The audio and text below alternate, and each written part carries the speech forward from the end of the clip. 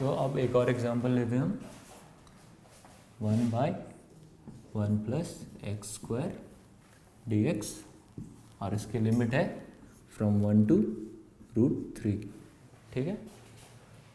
So our function here is 1/1 plus x square. तो ये कौन से फंक्शन की इंटीग्रल है? ठीक है, मतलब इस फंक्शन की इंटीग्रल क्या होगी? तो हम ये जानते हैं tan इनवर्स x क्या होता है?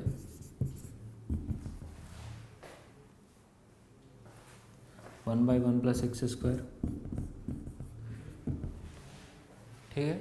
So d by d x means tan inverse x की डिफ्रेंसिएशन की वैल्यू 1/1 प्लस एक्स स्क्वायर है, and integration is the reverse process of differentiation. So जो इसकी इंटीग्रेशन होगी वो क्या होगी? ये फंक्शन होगी. ठीक है, मतलब हमारा जो इंटीग्रेशन होगा इस फंक्शन का वो क्या होगा? 1 to √3 tan inverse x. Integration हो गई अब हमारी. ठीक है, और इसको 1 से √3 की रेंज में इसका इंटीग्रेशन निकालना है. तो हमारा वैल्यू क्या होगा? tan inverse √3 minus tan inverse 1. सो tan इनवर्स √3 क्या है?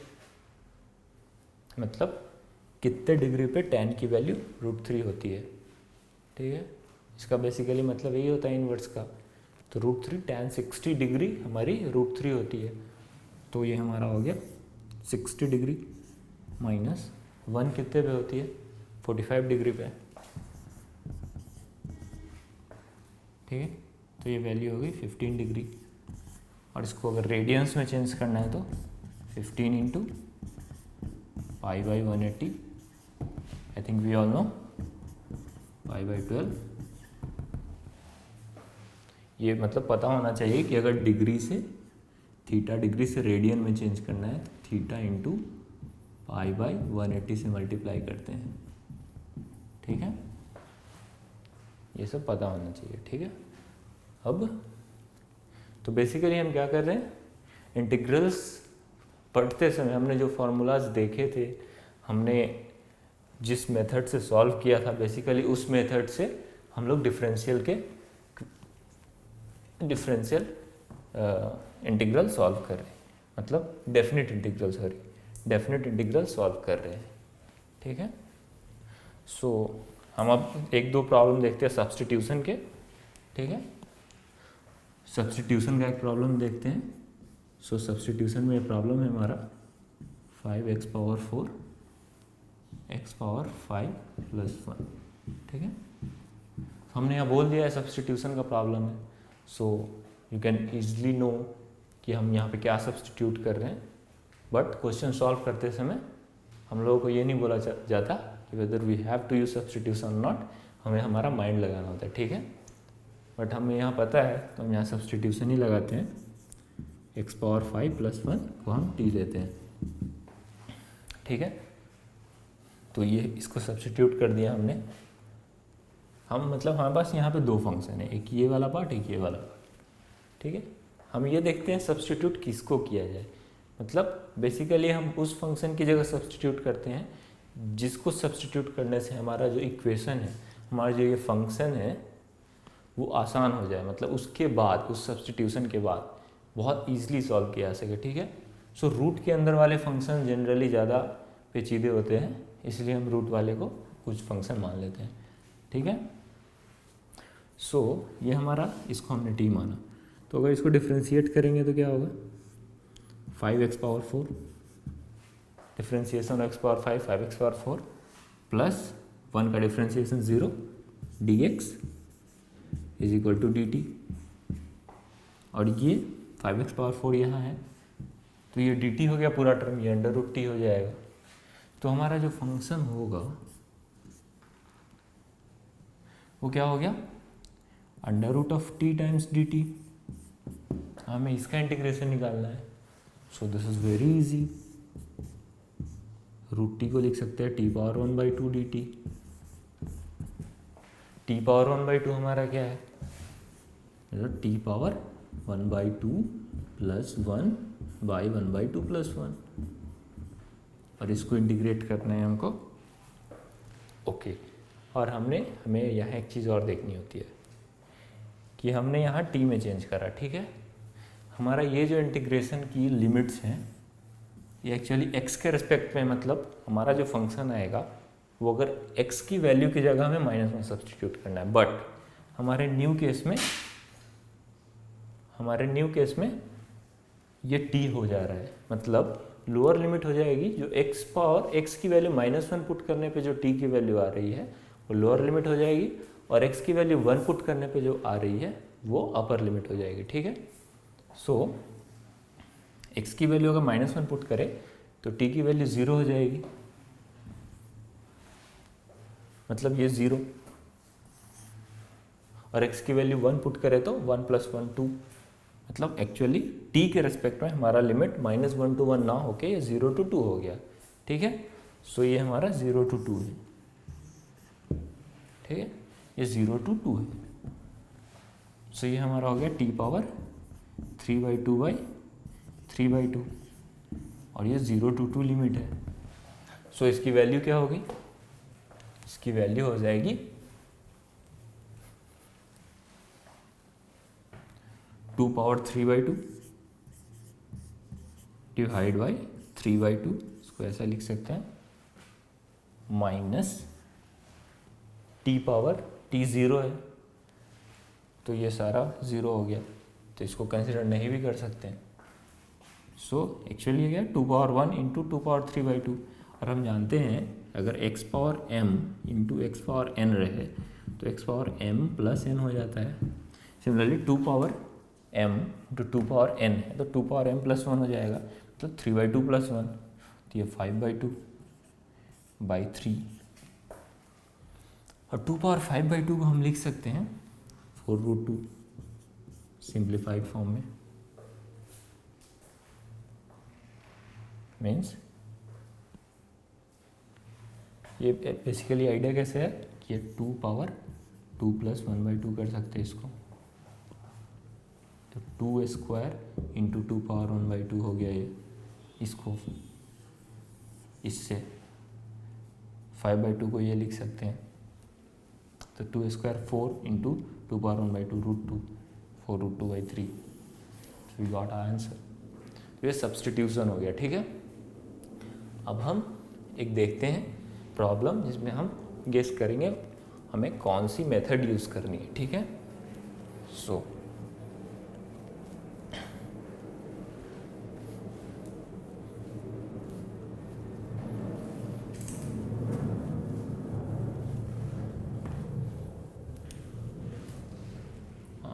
हमारा जो नेक्स्ट प्रॉब्लम है वो है ऐसा, 1 to 2 हमें इंटीग्रेट करना है 1/x minus 1/2x² e power 2x dx, ठीक है।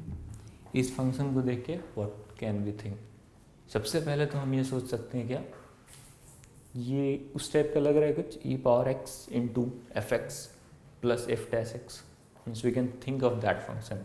सो पहले हम लिख लेते हैं integral e power x f(x) plus f'(x) क्या होता है dx e power x f(x) plus c, ठीक है। बट ये e पावर x की टर्म में हमारे पास 2x, सो 2x को सिंप्लीफाई करने के लिए हम 2x को t ले सकते हैं, तो t के टर्म में आ जाएगा। सो हमारा इंटरवल चेंज हो जाएगा, ये अब t के रेस्पेक्ट में हमारे इंटरवल्स होंगे, तो ये x अगर 1 है तो t क्या होगा 2, और x अगर 2 है तो t क्या होगा 4,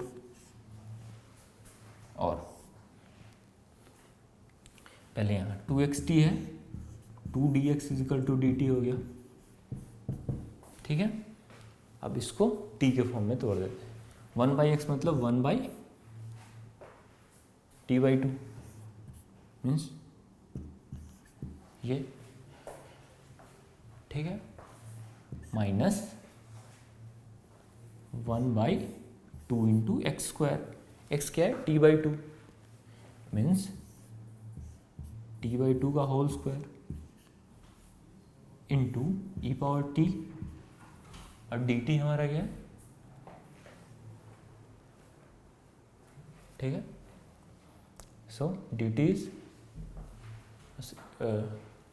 D x is dt/2, so it is dt/2। ठीक है, अब इसको हम आगे सॉल्व करते हैं। 2 to 4, ये हो गया हमारा 2/t माइनस ये t²/4, 2 cancel means 2/t² into e power t dt/2। So अब देखते हैं, इधर 2 है दोनों के न्यूमरेटर में, यहाँ 2 हमारा बाहर डिनोमिनेटर में है, तो 2 कैंसिल कर सकते हैं। ठीक है, सो हमारा फंक्शन कैसा हो जाएगा फिर?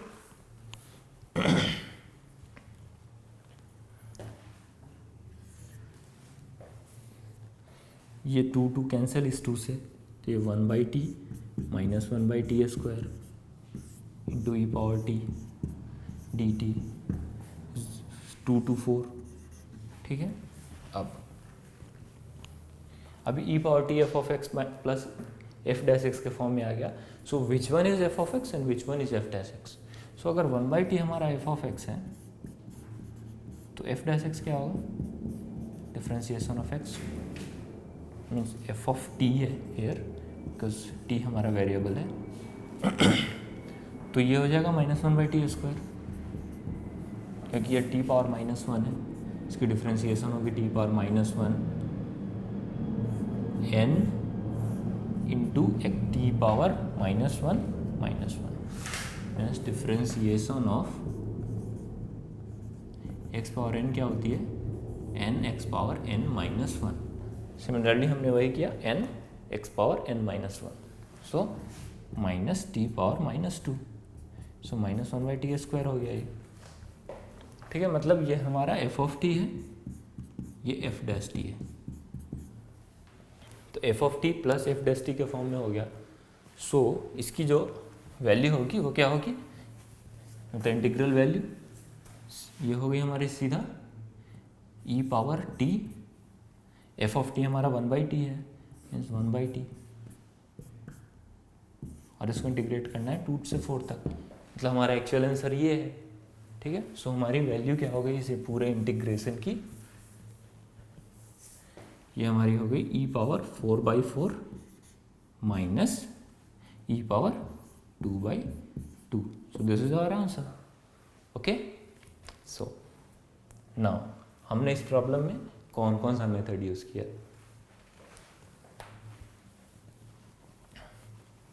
सबसे पहले हमने सब्सटीट्यूट किया ई पावर 2x को t से, सो हमने यहाँ सब्सटीट्यूशन यूज़ किया।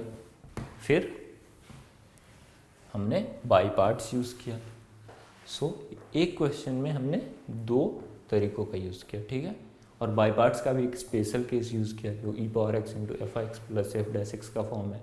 ठीक है, सो दिस इज हाउ हम लोग पहले देखते हैं कि which method means best method which we can use to solve that problem. उसके बाद उसमें डिफरेंशियल की लिमिट लगाते हैं। ठीक है, और एक और बात जो याद रखनी चाहिए कि अगर हम सब्सटीट्यूट कर रहे हैं तो हमारी डिफरेंशिएशन के लिमिट्स भी चेंज हो जाती है। ठीक है, so we must take care, हमें यह ध्यान रखना होता है कि हम जो वैल्यूज़ नए प्रोवाइड कर रहे हैं बाय सब्सटीट्यूशन, सो उसी के अनुसार हमारा लिमिट भी चेंज होना चाहिए। ठीक है, क्योंकि यहाँ 1 से 2 था, बट 2x को t पुट करने पे हमारा 2 से 4 हो गया।